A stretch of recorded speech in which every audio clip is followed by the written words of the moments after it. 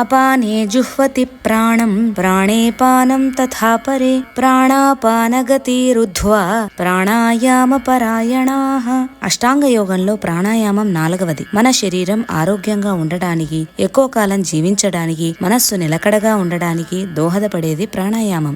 ఈ ప్రాణాయామం వల్ల శరీరంలో అంతర్గతంగా నిద్రాణంగా ఉన్న అపరిమితమైన శక్తి మేల్కొంటుంది. సూక్ష్మ రూపంలో ఉన్న శక్తి ప్రకటితమవుతుంది. మానవుణ్ణి ఉత్తేజితుడిని చేస్తుంది, ఏకాగ్రతను పెంచుతుంది. ఈ ప్రాణాయామంలో 3 రకాలు: పూరకం, కుంభకం, రేచకం. ఈ శ్లోకంలో చెప్పబడినట్టు అపానం అందు ప్రాణాన్ని హోమం చేయటం అంటే పూరకం, ప్రాణాన్ని అపానం నందు యజ్ఞం చేయటం అంటే రేచకం, ప్రాణాన్ని అపానం నందు ఆపివేయటం అంటే కుంభకం. ఈ ప్రాణాయామం చేసేటప్పుడు ఓంకారాన్ని జపిస్తూ చేయమంటారు పండితులు. అప్పుడు మనం చేసే ప్రాణాయామం దైవీభావాన్ని సంతరించుకుంటుంది. లేకపోతే ప్రాణాయామం కూడా యాంత్రిక